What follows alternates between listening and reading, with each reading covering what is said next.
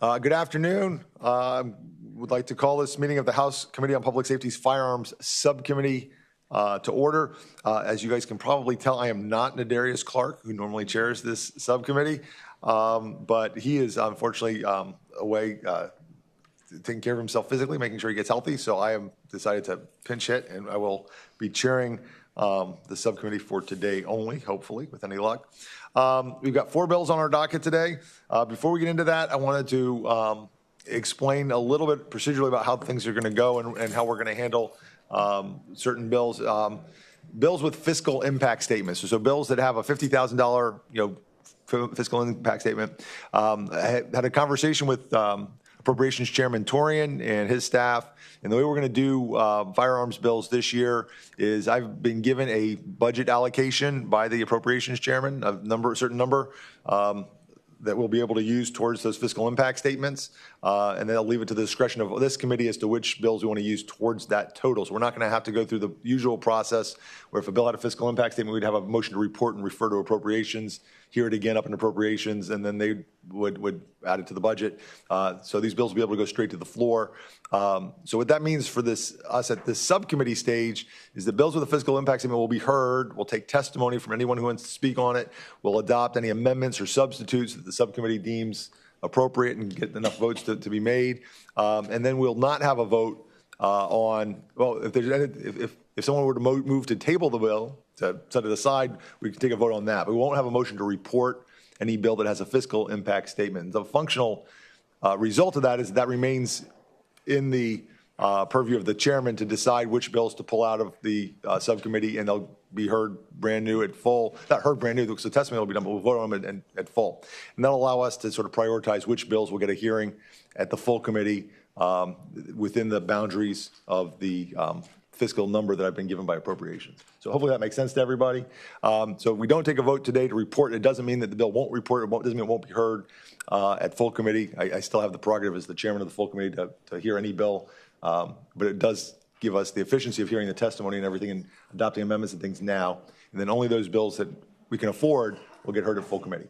All right. So if everybody understands that going forward and understands the procedure, that's great.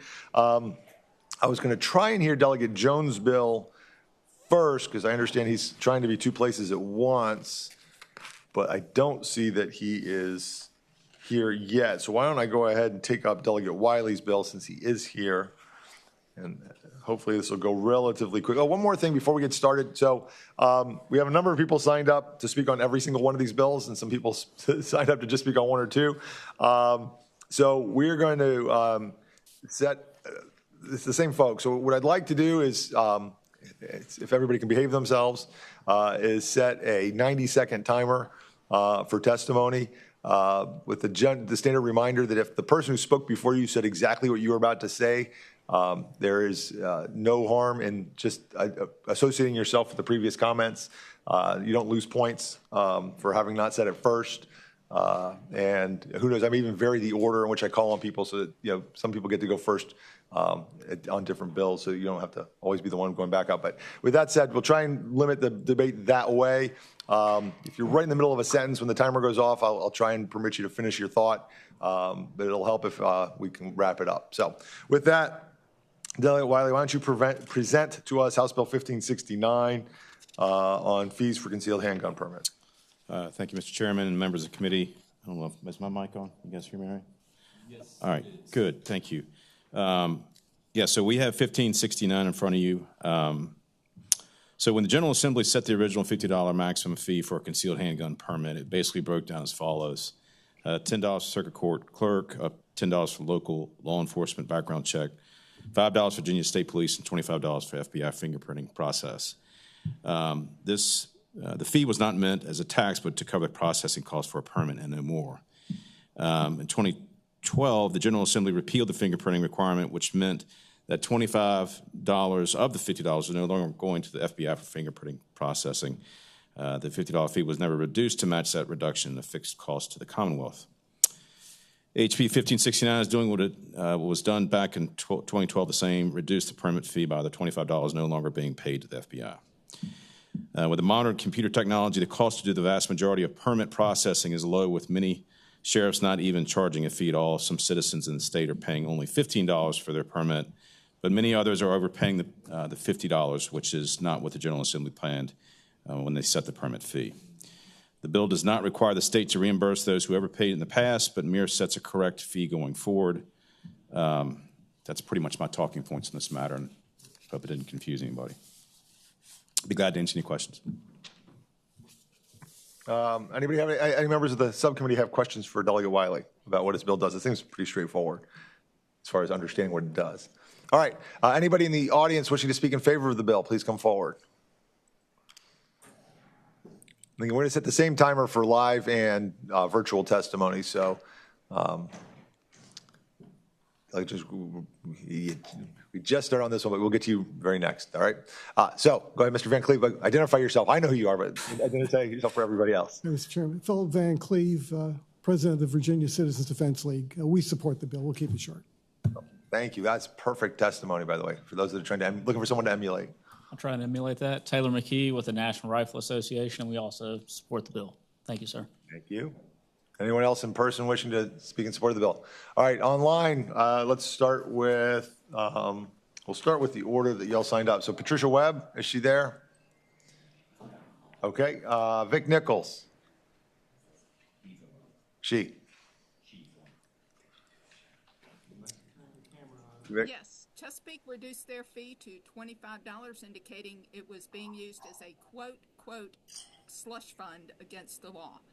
Virginia Beach also showed that their process was copy-paste into force systems, and they get the response. So, yes, it doesn't take that much time and money to get that. So reducing this fee is correct by what the law is. Thank you. All right, Ms. Nichols, and folks online, it's been the policy of this committee and the subcommittee that for folks to participate online, they're welcome to do so when they turn their camera on. Thank you, Vic. Appreciate it. All right, so next up, and if you could please turn your camera, make sure you're unmuted before you start speaking, is Mr. William Barrett. Mr. Barrett. Good afternoon, Mr. Chairman, members of the subcommittee. My name is William Barrett. I live in Arlington, and I support this bill. This is not a Democrat or Republican or pro-gun or anti-gun bill. This is just to make sure that circuit court clerks who get confused, know what the law is when they're processing. I'm sorry, this is the fee one. Yes, this is, we don't need to have these extra fees being charged anymore. Thank you. All right, thank you, Mr. Barrett. Ms. Horton, Christy Horton. Hi, I support this bill. I'd like to know what Fairfax County did with my $25 the last 2 times I went for my permit and renewal. Since it didn't go to an FBI fingerprint process, but thank you. I would appreciate it if you would remove that fee. All right. Thank you, Ms. Adams. I'm sorry, Ms. Horton. David Adams. David Adams is not online, and we already heard from Vic. Vic's listed twice. Gotcha. All right. Anybody in the audience wishing to speak in opposition to Delegate Wiley's bill, please come forward. Mr. Chairman, Andrew Goddard, Virginia Center for Public Safety. We oppose the bill. This is not a tax on gun owners. This is to pay for the cost of the processing. And you don't really get much for $50 these days. It's not going to pay a lot of people to do a lot of work in a lot of time. All right. Thank you. Ms. Haas. Good afternoon. My name is Lori Haas. We don't support the bill. I'd like to just point out for the committee the Commonwealth charges for other licenses. Commercial driver's licenses cost $64 and higher because there's certain training that's required and certain medical background issues that have to be assessed. And then a Class A contractor's license is $360. I think these fees are pretty reasonable. Thank you. Thank you. Liddy Ballard with the Brady Center to Prevent Gun Violence, and we oppose this bill. Thank you. All right. Anyone in the, there's nobody online speaking against. So we've heard the motion, the folks for and the folks against. With that, the bill's back before the committee. Committee operates by motion. Mr. Chair, move to lay this bill on the table. It's been moved and seconded that the bill be laid on the table. That motion is not debatable. The clerk will open the roll.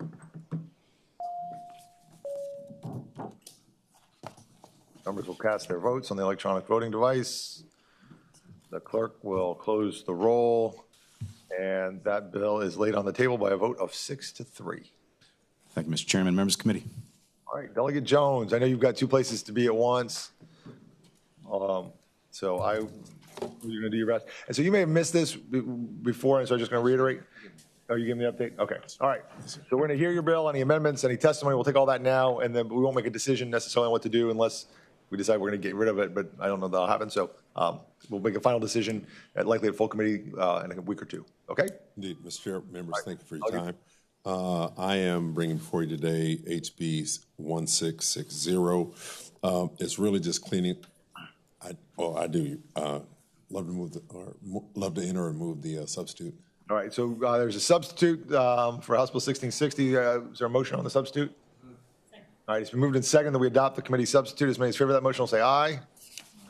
Those opposed? All right, the committee substitute is before us. Delegate Jones. Yes, sir. I mean, this is a bill that I passed last year on trigger activators, and we just wanted to clean up some language so that nothing is confused by what type of apparatus this is. As well, you see the amendment that removed fast as a human could dispel or dispense faster than what is possible for a person to fire. But again, it's just simply cleaning up language for a bill that was passed last year. All right. Any questions from members of the subcommittee for Delegate Jones? Has everybody had a chance to pull up the substitute and see what it does? Not yet. All right. So while we're pulling it up, and obviously we can come back to folks once you've had a chance to look at it and digest it. Well, while you guys are doing that, why don't we go ahead and hear from folks speaking for and against it. So we'll start with folks in the audience speaking in favor of House Bill 1660. I'll go without looking at the new language.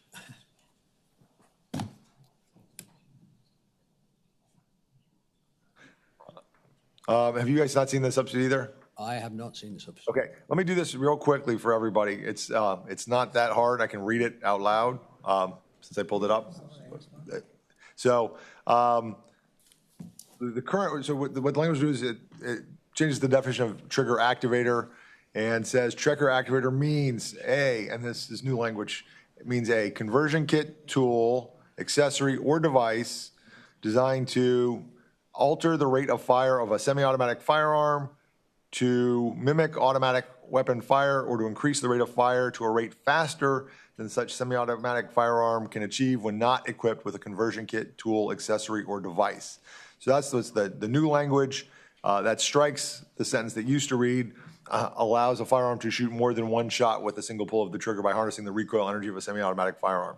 So I think what we're saying here is it's not so much specific as to the action as much as the result, which is to mimic automatic fire to increase the rate faster than it would fire without the conversion kit.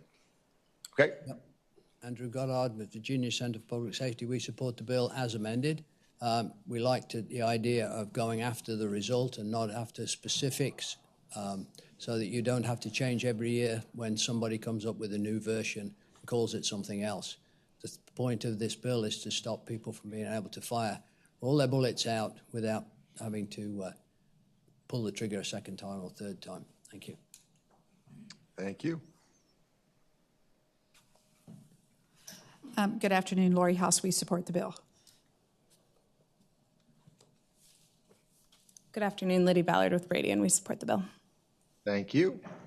All right, online we have some folks signed up to speak in favor of House Bill 1660. You have Samuel Levy. Is Mr. Levy on?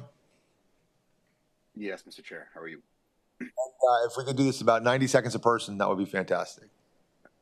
Absolutely. On behalf of Everytown for Gun Safety, we're here to support the bill and urge a favorable report. Would, as you've heard, strengthen the Commonwealth law to reach not just bump stocks and auto series as you did last year, but a wider range. And as Mr. Goddard noted, any future innovations that would mimic automatic rates of fire or allow firearms to fire at rates that approach automatic rates of fire. Thank you for your time. All right, and next up is Christine Payne. Good afternoon, Mr. Chair, members of the committee. Christine Payne from the League of Women Voters, and I spent many years as a neuro-ICU nurse. These mechanisms increase the lethality of firearms, and pose a significant threat to public health and safety. They have no place in our communities. Please support the bill. Thank you. All right, and Ms. Chantel Rock. Hi, this is Chantel Rock with Moms Demand Action, a volunteer with Moms Demand Action, and we support this bill. All right, thank you. Thank you, everybody, by the way, for your brevity in your remarks and succinctness. It's very much appreciated. All right, in the room to speak in opposition to House Bill 1660. Anyone wishing to be recognized?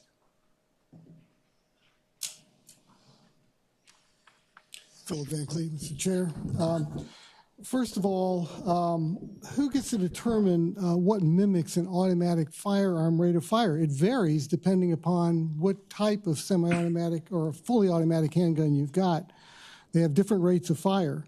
And who can determine exactly when you can shoot faster than a person can just pulling the trigger? There are professionals out there that shoot incredibly fast. In fact, one of them was put up against a bump stock. Just for what it's worth, I apologize that we don't have pre-printed copies, but that language is removed from the substitute. I think I actually shared that concern, mostly because I didn't want folks measured up against the world's fastest. The last one so, about yeah, the, go ahead, about keep the going. human. I mean, just okay. So you know, some of those things have changed. Okay, all right. Well, that was the concern: is how do you even determine what would be fully automatic? Thank you. Mr. Chairman, members of this committee, Taylor McKee with National Rifle Association. We oppose this bill. I'm hoping I got the amendment. If not, I apologize. But we're concerned with trigger drop-ins, and even if you reduce the trigger poundage pull, that might be fast enough to qualify under this. So for those reasons, we would oppose the bill. Thank you, sir. Thank you. All right. Anyone else? Okay, online, we've got signed up to speak. I don't see her still, so I'm going to go to Mr. William Barrett this time. I'll let you go first. Thank you, Mr. Chairman. William Barrett from Arlington.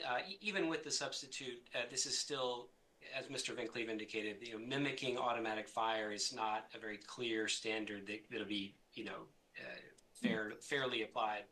Thank you. Thank you. And Christy Horton. I oppose this bill. I have similar concerns to those that Philip Van Cleve raised. Even with the changed version that you read out loud, that doesn't solve the problem. And as somebody who has had to defend myself against multiple assailants at the same time, I have to tell you, I don't see any use for this. I would rather that I be able to have any tools available to me that will continue to save my life, and that are these being used, to do bad things? I mean, I think there's a lot of fear, uncertainty, and doubt about firearms in general, and I think this is a bill that results from a problem that we don't have right now. All right, and if I can get David Adams. If I missed you the last bill, I apologize. I don't remember if I got to you or not, Mr. Adams, but go ahead. Oh, he disappeared.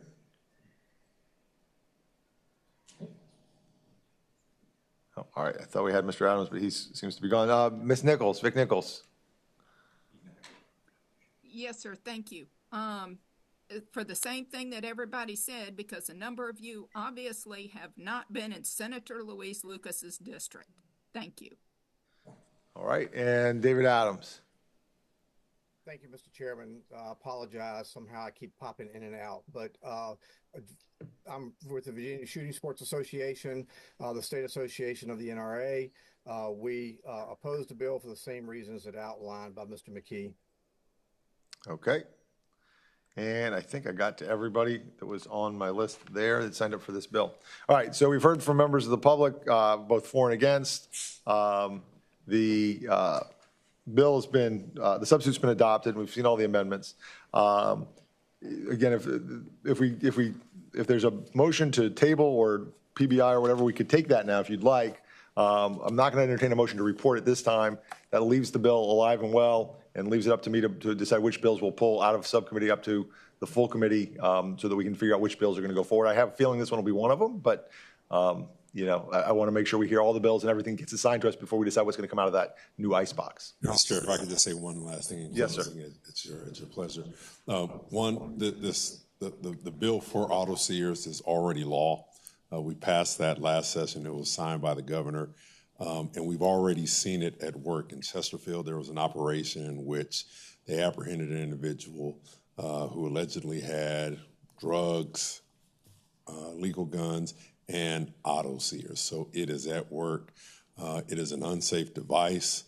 My district is a lot like Senator Louise Lucas's district, right? And I was born in Senator Louise Lucas's district. Doesn't make it something apprehensible or reprehensible, rather. But again, it's already in place. It's already working. And just thank you for your time. All right, thank you. All right, seeing no motions, thank you, Delegate Jones, and appreciate your time. Appreciate everyone who came to testify on this one. Next up, we've got we got a message through Delegate Taylor that Delegate Williams is stuck in committee, doesn't think he's gonna be able to make it over, and asked that his bill go by for the day. I'd entertain a motion to take HB 1559 by for the day. All right, it's been moved and seconded that HB 1559 go by for the day. As many as favor of that motion will say aye. Aye. Those opposed, the motion is carries. The bill is by for the day. That leaves us with House Bill 1597 from Delegate Fagans. Good afternoon, Mr. Chair and fellow subcommittee members. First, I'd like, after conversation with law enforcement constituents, I'm here to present HB 1597, first with an amendment in the nature of a substitute. All right, so you can, anybody, can we get a motion on the substitute? Move the substitute. Second. All right, it's the committee substitute's been moved and properly seconded. As many as favor adoption of the substitute will say aye. Aye. Those opposed? All right, so we have the substitute before us. Why don't you go ahead and talk about the substitute, and I have some line amendments that I would like to see entertained, but we can do those after you've. Start with the substitute first. Start with the substitute first. Let's talk through it, and then we'll adopt some line amendments. So starting at line 18, the First Amendment adds the language or in a safe, gun case, lockbox, or other device that's designed to be or with can be used to store a firearm that's designed to be unlocked only by the means of key, combination, or other similar means. No minor or prohibited person is authorized user for the lock of such storage devices. That's we added that in after talking with law enforcement and other constituents. So I'm sorry, Doug, why don't you do this? Just go ahead and present the bill. Okay. You don't need to necessarily highlight, and then at the end, if you want to sort of highlight the differences between what was in the original bill, and since we don't know what the bill was yet, let's just tell us what the whole bill does and what it's trying to achieve, and then if we want to, if folks have questions, we can drill down on what some of the changes were in the substitute. All right. Let's see. So thank you for the opportunity to discuss House Bill 1597, safe storage of firearms. As a veteran, father, and a responsible firearm owner, I stand before you committed to improving the safety of our families, communities, and those who have served our nation. This bill reflects a commitment to be a responsible gun ownership and addresses preventable tragedies that touch every corner of the Commonwealth.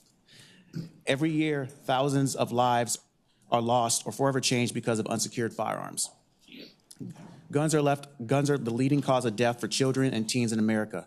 More than 4.6 million children live in homes with at least one loaded and unlocked firearm, and nearly 3,600 children unintentionally shoot themselves annually. In addition to these tragedies, gun thefts have become an alarming problem. Thefts from vehicles are the largest source of stolen guns in the U.S. Within Richmond, Portsmouth, and Norfolk, they rank within the top 10 cities for gun theft from cars. These stolen firearms often find their way into legal markets, fueling cycles of crime and increasing risks. The devastation doesn't stop there. My fellow veterans face a crisis of firearm suicide. A staggering 72% of veteran suicides involve firearms, a rate significantly higher than the general population. And research shows that the impulsive nature of suicidal ideation is a critical factor with as little as 10 minutes often elapsing between thought and action.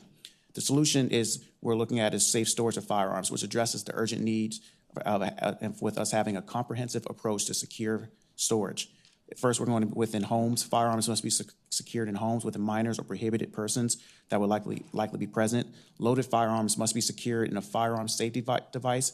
With this bill, we are adding the biometric safe as an authorized form of a firearm safety device. Within vehicles, firearms must be stored in unattended vehicles.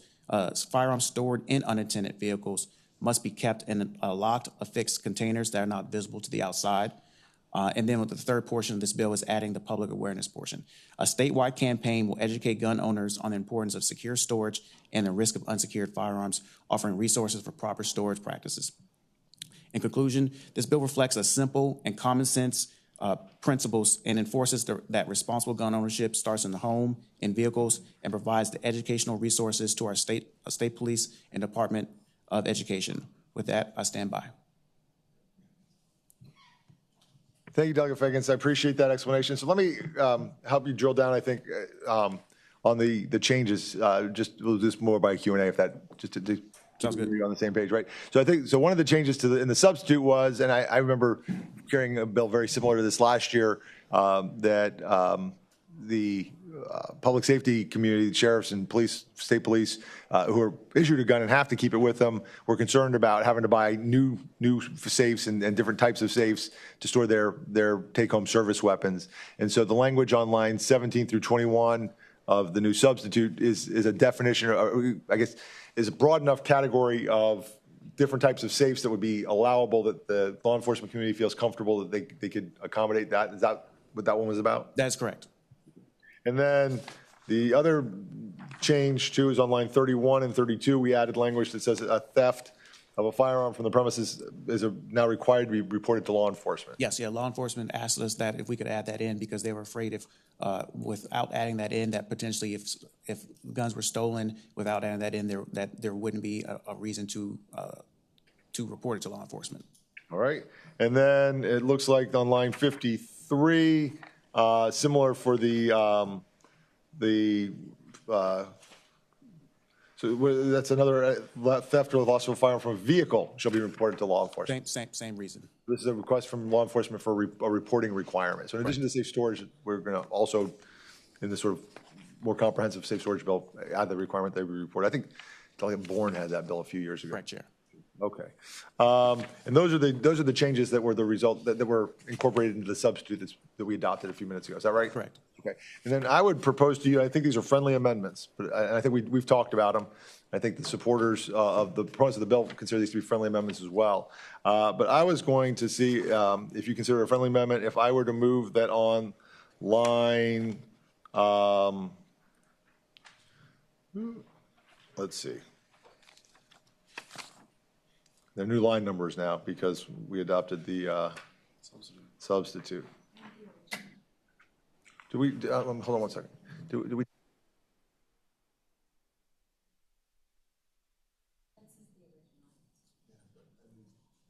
So I believe we're looking initially at line 24, starting at however. And line 24 through 26. Friendly amendment that would delete, beginning after the word misdemeanor, starting with the word however, strike the remainder of lines 24, 25, and 26. And then you probably know where it is in the other one. Starting at line 56, starting at however.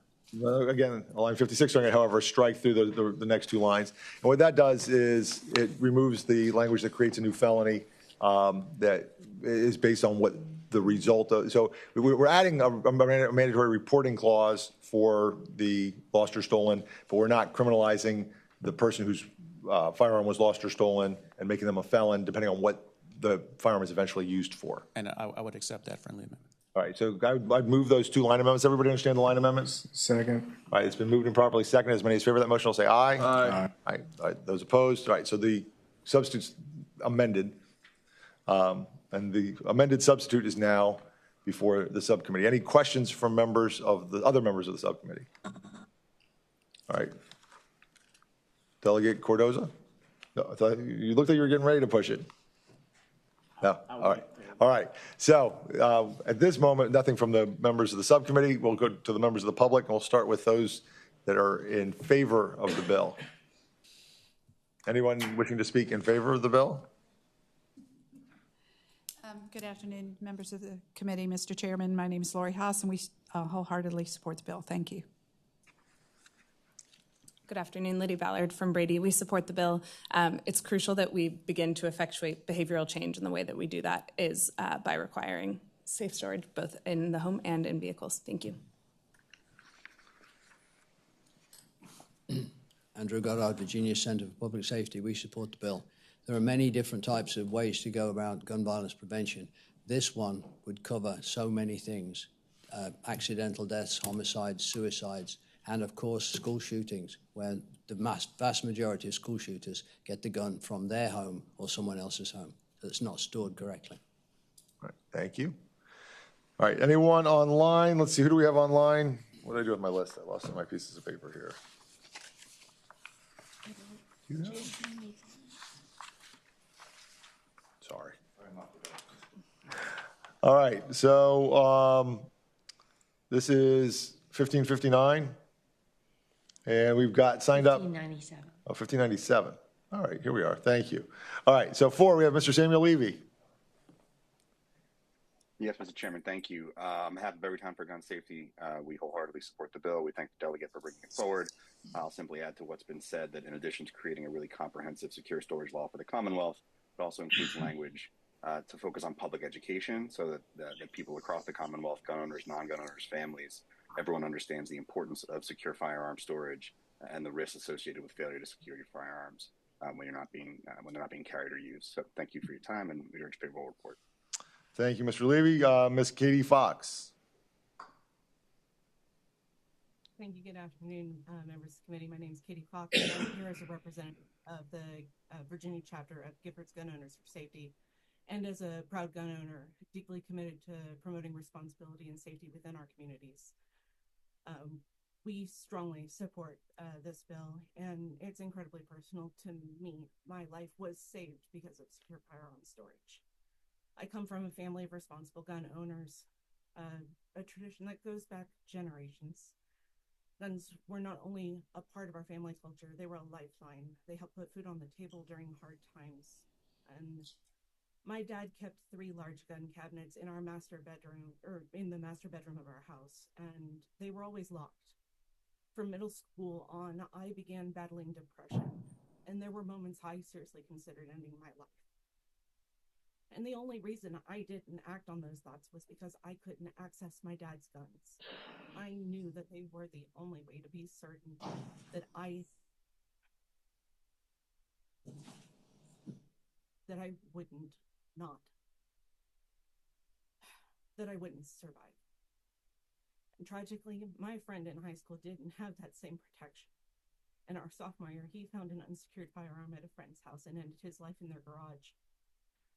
And that loss has changed me forever. This bill is vital for saving lives. It upholds the values of responsible gun ownership by requiring secure storage. It penalizes unsafe practices, and the most important part is educating the public on the importance of these measures. Ensuring firearms are safely stored doesn't infringe on anyone's rights. It protects children, families, and communities from preventable harm. I urge you to support this bill. Thank you. Thank you. Christine Payne.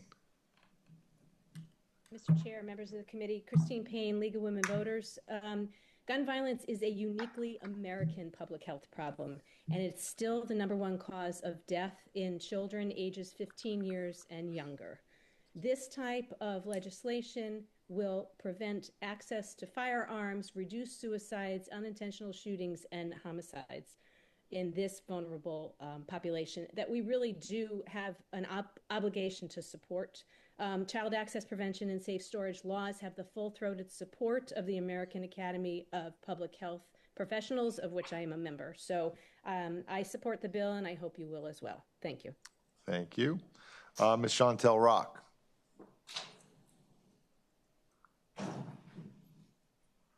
Hi, Chantel Rock with Moms Demand Action. We strongly support this bill.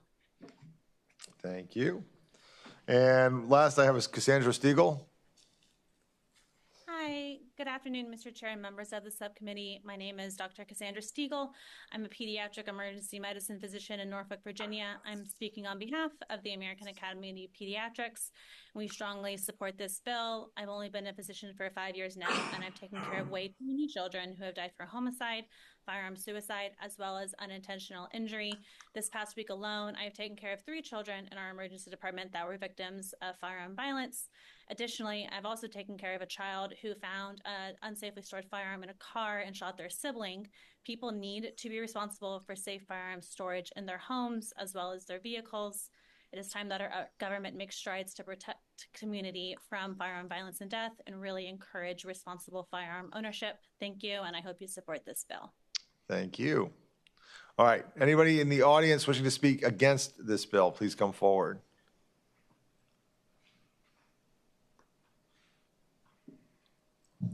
Phil Van Cleve, VCDL. For me, a couple of the issues on the mobile part of the vehicle. Number one, I have a gun safe in the car that's secured to the car, but it's meant to be visible because it allows easy access to it in the cab without having to pull over, pull it off from underneath. Also, if you're a guest in somebody else's car and you're carrying, and let's say you have to go to a rest area in Virginia, well, that's a gun-free zone. What does that person now do with their gun? They don't have a gun safe. It's not their car. Under this, they're committing a crime if they don't store it properly, but they don't have the means. You're assuming everybody would buy one of these safes and have it all set up. So I've got some real problems with that. I don't think it's workable for certain situations. Thank you. Thank you, Mr. Van Cleve. Mr. Chairman, members of this committee, Taylor McKee with the National Rifle Association. We oppose the bill. To be clear, we strongly advocate firearms should be stored in a responsible manner. Our gun safety rules include storing those firearms so they're not accessible to unauthorized people, but we do not support a top-down, one-size-fits-all government mandate. There's lots of different factors that must be considered when deciding where and how to responsibly store your firearms. Thank you, Mr. Chair. Thank you. All right, anyone? Let's see, we're going back to the online queue. I think I see Patricia Webb has made it and able to join us now. We missed you on a couple bills, Ms. Webb, but please, by all means, you unmute yourself. If you can do so safely. If you'd like, we can come back to you. Okay. No, I just had to find the right button. I'm sorry, I'm on my phone. So I am strongly opposed to this bill. Patricia Webb, Hanover County, by the way. First off, I want to say that you cannot nor should you want to change behavior through legislation. That's done through education and changing people's awareness and mindset. This bill would prevent somebody from potentially saving their own life or the life of their family in a home invasion situation because they don't have access to their firearms. Biometric safes are expensive, out of reach for a lot of people, and they are unreliable. The biometrics don't always work. As a matter of fact, they work less than they don't work more than they work a lot of times. There are a number of things that other people have brought up, so I will end my time there and give others time to speak. Thank you, Ms. Webb. Vic Nichols. Thank you. Since we've had a home invasion across the street from me, I want people to sit here and stand up and say, yes, we think it's okay that we lock the guns away so 12 and 14-year-old girls who could be raped and murdered will get that because they don't have the means to defend themselves. A lot of you all obviously do not live in the same types of places we do. Not everybody sits there and the kids go wild with the guns. They know how to be responsible for them and what they are used for. And sit there and to put a 12 and a 14-year-old girl at risk of rape, death, anything is just unconscionable to me. Remember, not everyone is the same. Leave the laws alone so that those who know how to defend themselves can. Thank you. Thank you. Next up is Christy Horton. Hi, I'm 4 feet 10 inches tall. My hands are not big enough to use most biometric safes. I bought one and I couldn't use it because my fingers, the spots on the safe were too far apart for my fingers to reach them. Also, most law enforcement agencies, several of them in Virginia and federal agencies, can testify that my fingerprints are very difficult to read and to obtain. I'm background checked rather frequently for government contracting work, things like that. I was a marksman as a minor. I competed in competitions, and I'm wondering, would my parents have been arrested under this bill? If I teach my kids how to use firearms, will I be arrested under this bill because they have access to them for their practices and their competitions? I'm very concerned about the car storage issue because if I can't lock it in something that's already in my car, that means I've got to buy something. And if I'm a low-income family, how am I going to afford this? This is another expense that the government is adding to our lives that may not be necessary. So I have a number of concerns about the requirements of this bill, and I do have a request for the committee.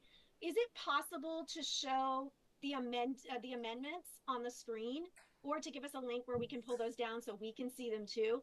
Because those of us online can't see it, and talking about the line numbers and what has changed doesn't help us very much to know what's actually being discussed.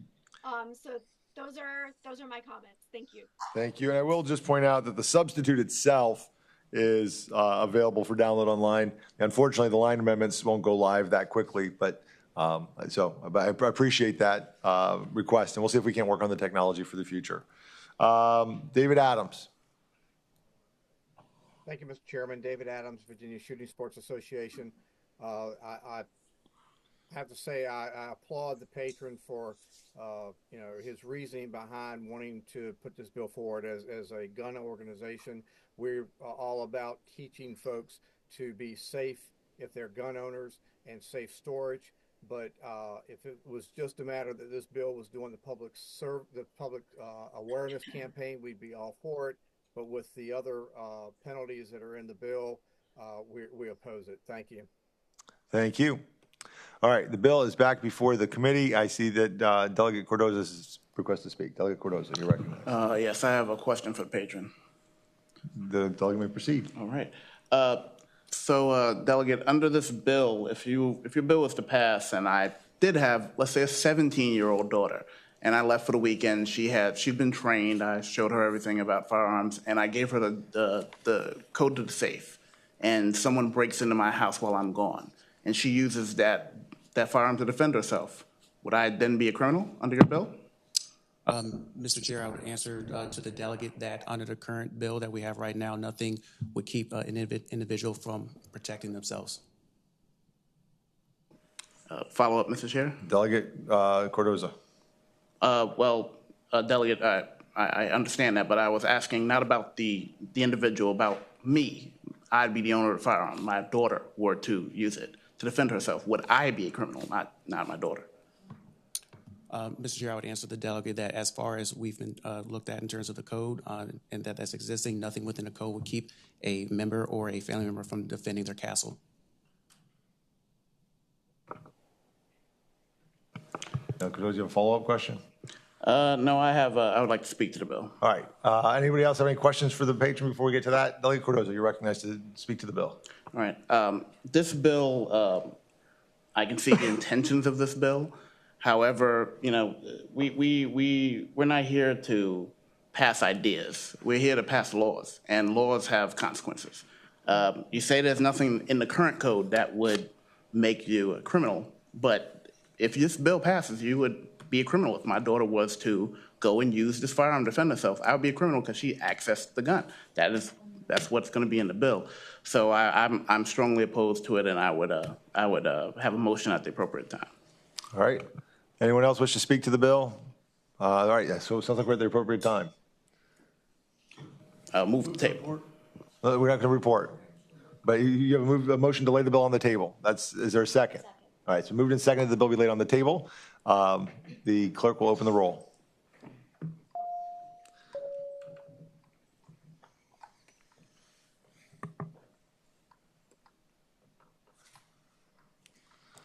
And the clerk will close the roll. The motion to lay on the table fails by a vote of 5-4. All right.